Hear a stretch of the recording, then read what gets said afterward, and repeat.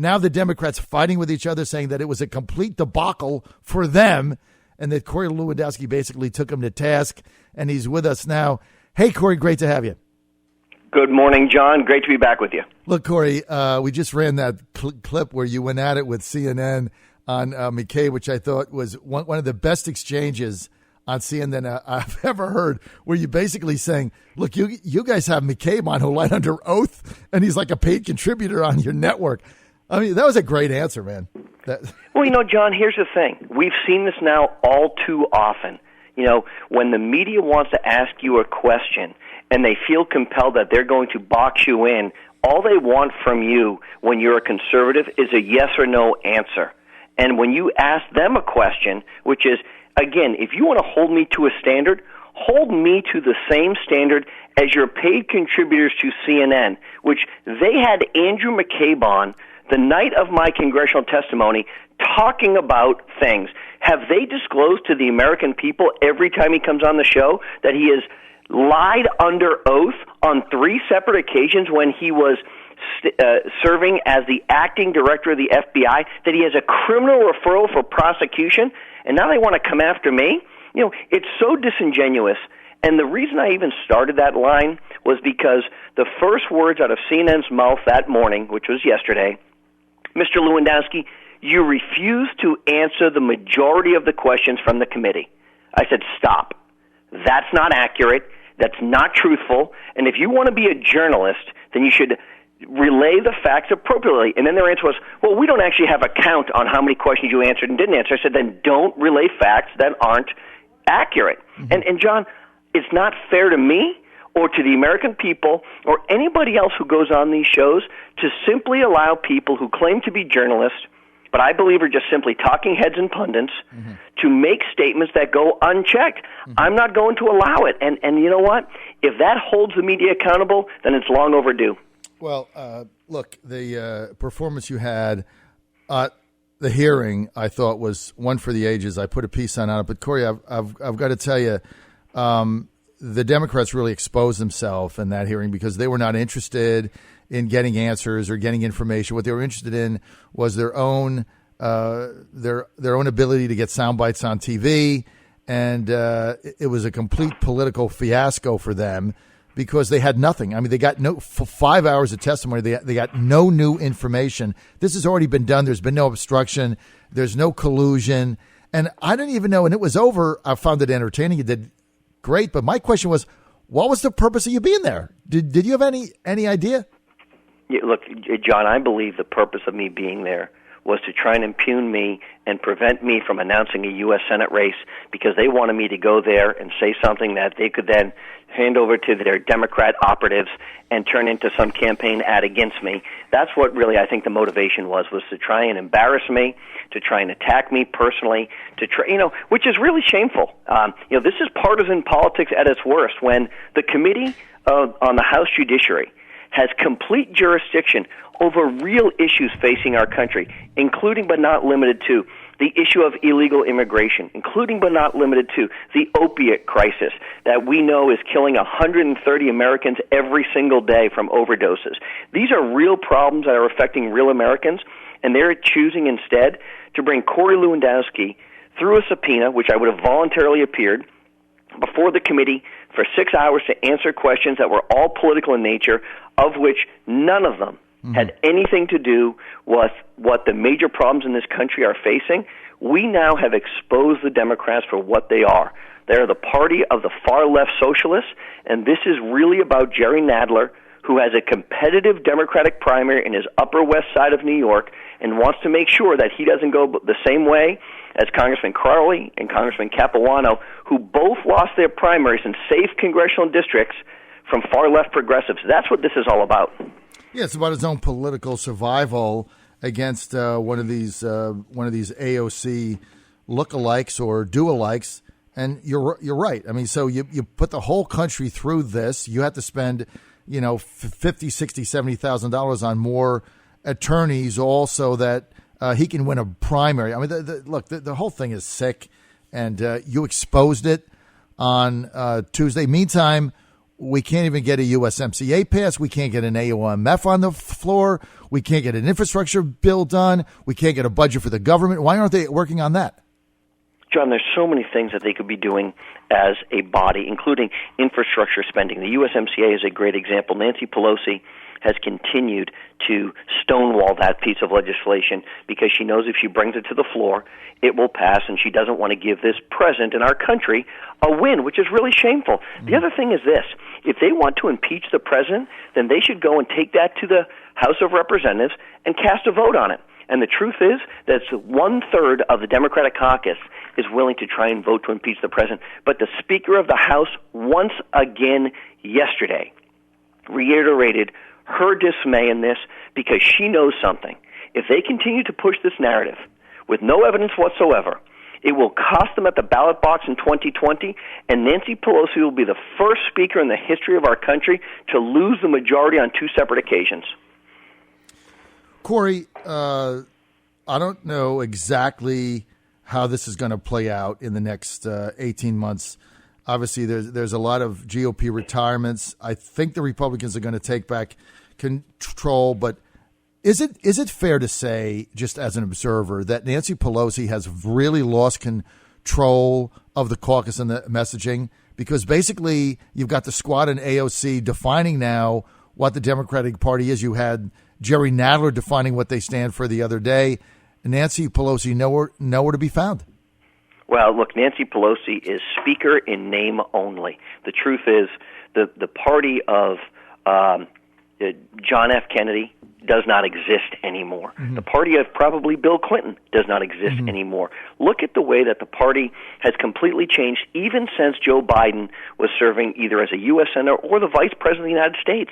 They're completely gone as far to the left as possible. Speaker Pelosi controls the committee assignments, and through that process, she has continued to limit the Congress's ability to move forward in impeachment because she's sophisticated enough to understand what the ramifications of that are. Speaker Pelosi, which represents a district in San Francisco, if you can believe it, is now considered a moderate in the Democratic Party. And AOC and Rashid Tlaib and the Gang of Four, or I guess the Squad as they're now referred to, are the ones running that party. They're the ones who are saying, hey, we're going to go and challenge members of Congress who have been here for 10 terms or 15 terms because you're not progressive enough. And those members of Congress, including Jerry Nadler, know that the only way that they can lose that powerful perch, their seat that they've been in for 20-plus years, is from a challenge on the left. And so Speaker Pelosi is in a very precarious position. She has given up her power as the Speaker to allow the Squad to take over, to push their socialist agenda, and is not even pushing back on them anymore, John, because she's so afraid of what will happen. The true leader of that Democratic Party now is AOC, and that should scare a lot of people because if it's up to her, don't forget, the world is going to end in 12 years, and we can't fly on airplanes anymore. Well, or eat meat or do whatever other nonsense they're talking about as far as the Green New Deal is concerned. This is the John Fredericks Radio Network, Trucking the Truth Across America. We're with Corey Lewandowski, former campaign manager, Trump for president, and author of 2 New York Times bestsellers. By the way, I loved how you plugged your book, Let Trump's Enemies. Well, you know, John, they raised the book issue, so I thought I had an open door to walk through it, and I said, in your best-selling book, I said, excuse me, could you clarify I've written 2 New York Times bestsellers? Which one specifically? And then you said available at your favorite bookstore. I thought that was one of the best exchanges in there. Corey, let's get to your budding U.S. Senate race. There's a website that has been launched, standwithcorey.com. A lot of your friends, including me, have encouraged you to run for U.S. Senate. It's kind of you can call this kind of a draft. Tell us a little about where you are now. Well, John, you know, you and I have talked about it a lot, and I know your listeners have heard about it a lot. I wanted to get through this committee hearing. I really spent, and I don't mean this in a negative sense, a lot of time preparing for that hearing because I wanted to take it very seriously, and obviously I did. And now that that's behind me and the end of the third quarter is coming very quickly, in about 11 or 12 days here, we've got the end of the quarter, we're going to see who the announced candidates those announced candidates, how much money they have raised, I don't think they're going to have the resources to be competitive in a very difficult state in 2020 to compete with Jeanne Shaheen. Mm-hmm. And you couple that with the fact that a number of people are encouraging me to run for that U.S. Senate seat, and I think I've got a massive grassroots effort. I've got support around the country. I think it'd be very difficult to beat me in a Republican primary. And if you believe the polling data, and I don't believe it all, but it says, Jeanne Shaheen, the current incumbent two-term U.S. Senator, is a handful of points ahead of me, and I haven't even announced my campaign yet. Mm-hmm. And look, John, what you and I both know is if I end up running in this race and I win, I'm going to go to Washington, D.C. to change things. I know a lot of people say that, but I've got a unique perspective. I'm not the kind of guy who's going to go along to get along. I'm going to go down there and fight for what I believe in. I'm going to fight for the people in New Hampshire, and I'm going to kick doors down. And maybe that doesn't sound like the politically correct thing to do. People are tired of the politics as usual in Washington, and what I had to endure on Tuesday for 6 hours of questions from members of Congress only encourages me more to go down there and change that broken system so that other people don't have to sit through that the way I do and have their integrity impugned, have their reputation tried to be destroyed. It's not right. It's not fair. And if I get elected, John, I might just have the opportunity to bring some of those members before my committee to ask them some questions. I think that's why this is a unique campaign, because of the perspective you've had. And a lot of people we get on our show that are running for office or potentially running for office say they're going to change things. They get there and they don't, or they become part of the situation, part of the swamp, if you will. I don't see that happening. I want to direct my listeners right now. If you want to see Corey in the U.S. Senate, if you want to see him fighting for you, if you want to see him standing up truth to power, here's what you do. Just go to standwithcorey.com, standwithcorey.com. All we're asking is that you give your name and your email, and you add your support encouraging Corey to run for U.S. Senate, because I'm telling you right now, he's got the backing of President Trump. And Corey, I've said this from the beginning, if you get in this race, you're going to be the nominee. If you're the nominee in New Hampshire, you're going to win, and you're going to go to the U.S. Senate.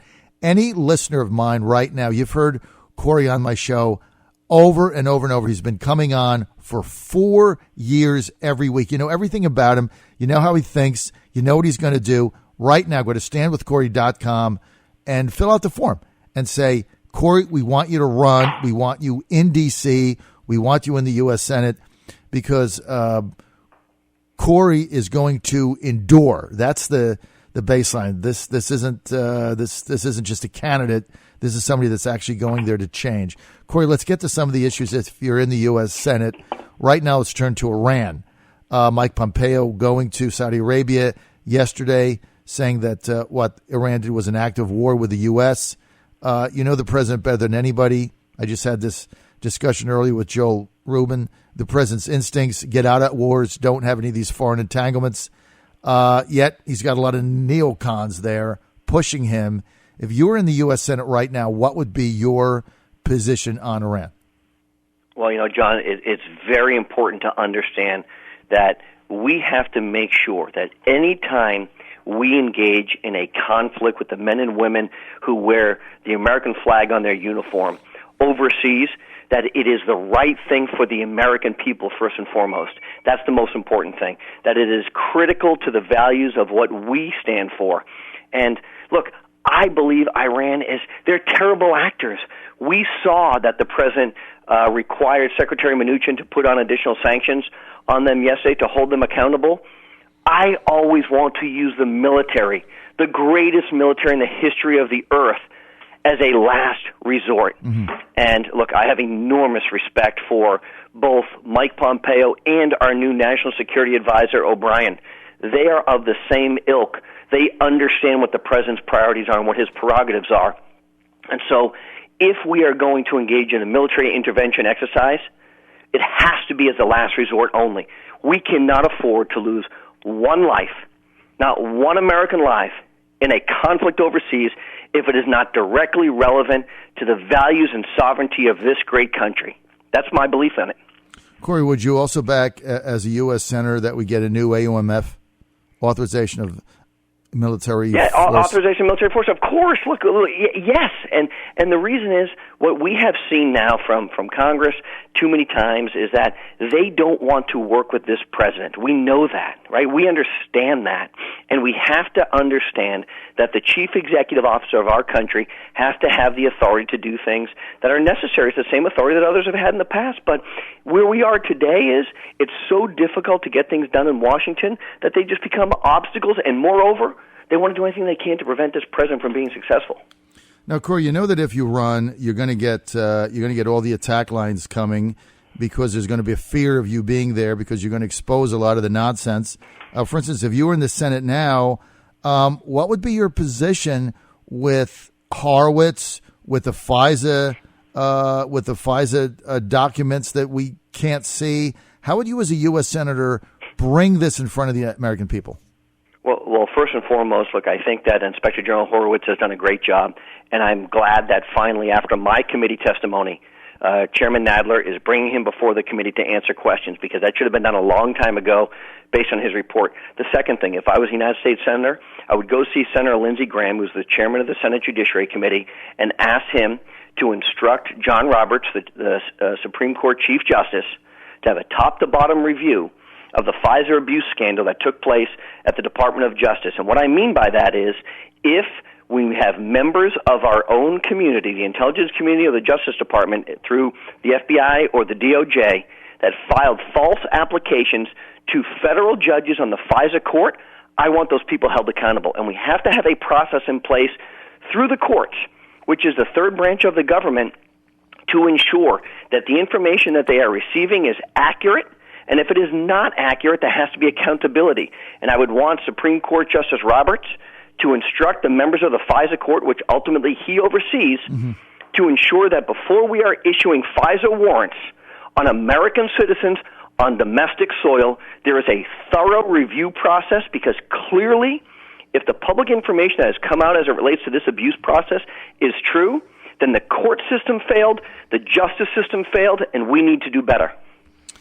Corey, do you ever see a scenario where some of these the people involved in the FISA documents and the Trump campaign spying and things like that, whether it be McCabe, Comey, et cetera, or are any of these people ever going to be held accountable in any way? I mean, right now they're getting jobs on CNN like McCabe is. Are we ever going to see a level of real accountability with this?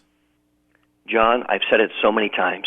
If someone isn't held accountable and goes to jail for the abuses which have been committed against the American people, this president, his family, our campaign, if that doesn't happen, it will incite Americans, because nobody should be above the law. If justice is blind, Lady Liberty is blind, and absolutely everybody should be held accountable. I don't care if you're the former director of the FBI, the deputy director of the FBI, or you're Johnny Jones who works wherever. When you lie to the FBI, you should be prosecuted. When you lie in front of Congress, which we know James Comey has done, you should be prosecuted. When you leak classified information, regardless of that classification, you should be prosecuted. When you put out false FISA applications, you should be prosecuted. I have enormous confidence in Bill Barr. I have enormous confidence in U.S. Attorney Durham in Connecticut. But the truth is, we want action. The American people deserve action. This is outrageous to me that Andy McCabe has had a criminal referral for over a year, that we're waiting on a potential grand jury indictment of him, and that he still works as a CNN contributor after admitting under oath to the Inspector General that he lied on multiple occasions. We need accountability, and somebody should be going to jail for this. Corey, two more questions. The administration, the Trump administration, floating the concept of extending universal background checks for guns and in the U.S. Senate, and also getting tougher red flag laws. Since this has been floated, Beto O'Rourke came out and basically told the truth about the Democratic Party is they want to confiscate your weapons. I think that's clear now. But a lot of people, and especially my base, has really been pushing back. I've been sympathetic to what the administration is trying to do, but I've gotten enormous pushback from my listener base on any compromise on guns because they see it leading to incrementalism. If you were in the Senate now, this is being floated there, what would your position be? Well, look, I had the opportunity, without revealing too much of a private conversation, to sit with Senator Ted Cruz of Texas 2 nights ago to talk about this very specific issue. And the reason I did is because he had a piece of legislation called the Grassley-Cruz bill as it related to gun background checks. That particular legislation that he had co-sponsored received every Republican member of the caucus's support and 9 Democrats. Now, they couldn't get to the 60-vote requirement, but the new legislation, which is in line with what they're calling Toomey Manchin, named after Pat Toomey of Pennsylvania and Joe Manchin of West Virginia, is not going to receive the support of the Republican caucus. And, John, I go back, and while I am a steadfast supporter of making sure that we are following the laws and lawful gun owners do that, I call into question what additional laws are going to do. The law that Senator Cruz wrote with Senator Grassley is one that, if implemented and passed, would have prevented some of these incidences because it would have flagged people's behavior in certain instances and prevented them from purchasing weapons.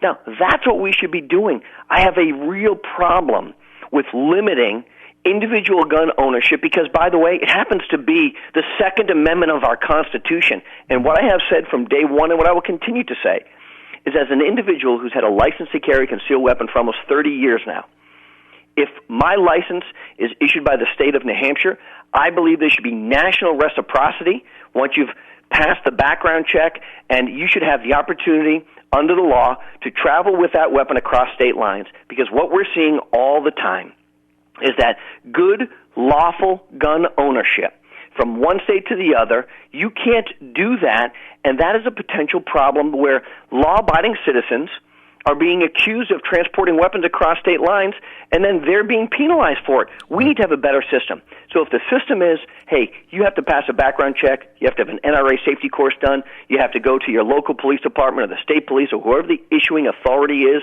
to grant that, once that's in place, John, you should have the right to transport that weapon, particularly a concealed weapon, across state lines. More laws don't stop criminals. We're very clear about this. It's never changed. The criminals have complete disregard for the law. And look, I don't want to see another tragedy happen. Absolutely not. But I'm very, very concerned because Beto O'Rourke said something probably honest for the first time. They want to take all of your guns away. Don't kid yourself. It's the first step, and if the Republicans lose control of the U.S. Senate and the White House, that will be the first thing on their agenda, which is to go and get all of your guns. I think they made that clear. Corey, I've only got time for one more question, and I'm going to go to one of our – I got about 50 texts here. Let me just get to one that I saw, which is from Stan in Virginia Beach. Stan said, I watched the entire 5 hours of Corey in the hearing. He answered all questions but one. There is one question he left unanswered. I would like to ask him that. Corey, what beach did you take your kids to on vacation? Oh, that's so nice. Such a great question. I took my kids up to Maine. My wife and I went up to a little place called Mother's Beach, which is a small little place in Kennebunkport. It's not far. It's about an hour from where we live. And look, my priorities, and maybe it should be the priorities of Washington, are to be with your family first. That's the most important thing. And so Goose Rocks Beach and Mother's Beach is where we take our children to vacation. They love it, and it's a beautiful place, and it's something that we look forward to doing with our kids every year. So, Stan, there it is. Corey Lewandowski answering the final question in the hearing. He went to Mother's Beach in Maine. Corey, thanks for being with us. All of our listeners right now, I want you to take a moment. If you have a phone, doesn't matter, go to standwithcorey.com. Standwithcorey.com. And fill out the form. You just need your name, your email, and say you stand with him. We want to get a really, really, really big following here. Standwithcorey.com. Hey, Corey Lewandowski, thanks for being with us. Sounds like you're going to make your announcement in a couple weeks. Is that? We're going to have a real John, we're getting closer every day, and I'm much, much closer to saying yes today than a no, and my wife loves that idea because she's a fighter too. If you run, you're U.S. Senator from New Hampshire. That's my prediction. Corey Thanks, Lewandowski, John. thank you for being with StandWithCorey.com. John Fredericks Radio Network.